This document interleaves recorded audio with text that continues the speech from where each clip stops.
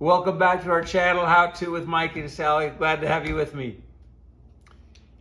I'll bet the power drill like this is the most popular tool in do-it-yourself homes today.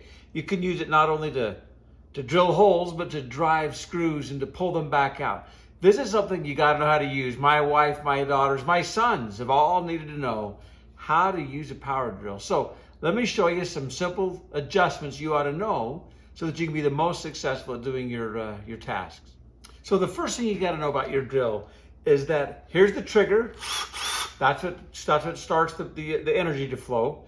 And most drills today have got a forward and a reverse. So whether you're drilling or you're driving a screw or you're pulling something out.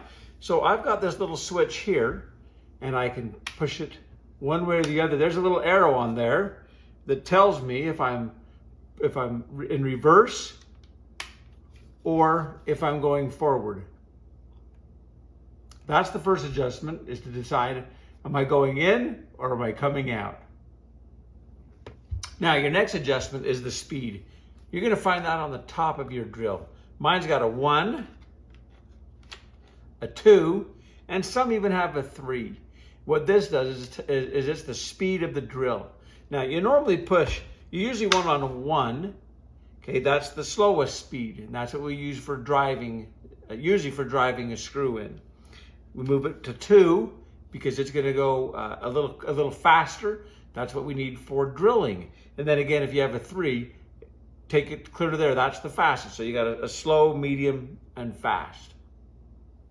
All right, the next setting is probably the most important, and that is the clutch speed. Okay. Now, mine are kind of rubbed off, but I've got all these numbers along this clutch, right? I can twist that. And the higher the number, the more torque I have.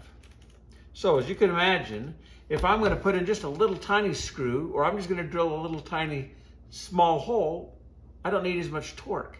But if I'm going to do something that's going to be, like if I'm going to use my hole saw, right?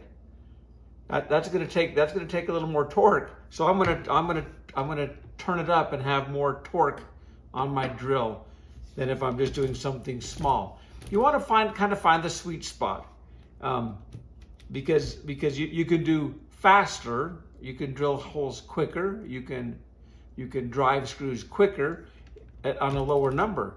But if you're trying to do a long screw or a long drill or a fat drill bit, you need more torque. You'll have to play with that a little bit. And if you're gonna do your deck and you're gonna put a lot of screws, figure out which one's the best setting for it, and then stick with that. All right, the next thing you gotta do, you can see at the front of my drill, this is a keyless chuck. I've got a drill here that takes a key, but this drill is a keyless chuck, and most drills today are keyless chucks. What that means is I can turn this chuck, and as I rotate that, you can see the jaws opening. And the larger those jaws, then the larger the bit I can use. So I'm going to grab my bits here, and you'll see. So here's a big bit. So obviously I need that chuck to be open pretty wide. Now, so I rotate that to open it, and then I rotate it the other way to close it. I hold on to the drill, and I hold on to the chuck and get it nice and tight. To undo it, same thing. I just bring it back counterclockwise. And now it's nice and tight. I can depress the trigger, and it's going to drill for me. All right? So counterclockwise, I can pull that drill bit back out, and now I can put in a smaller drill bit. And so now that bit is in there and ready to drill. Now, just in case, I've got my dad's old drill.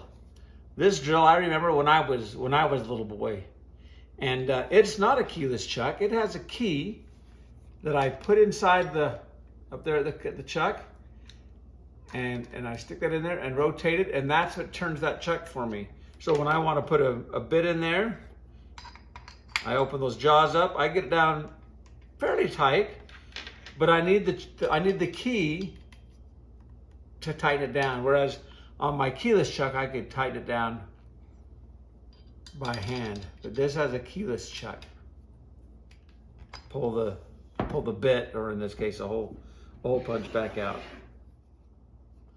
Now, if you've got any questions about your drill, how you might operate it, go ahead and ask a question in the comments. I'll send you a response. I'd love to help you in any way that I can to make sure that your experience with your drill works great.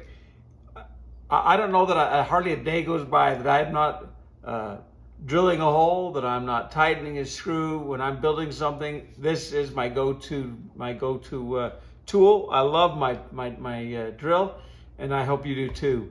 Now, do me a favor, click the subscribe button below, would you?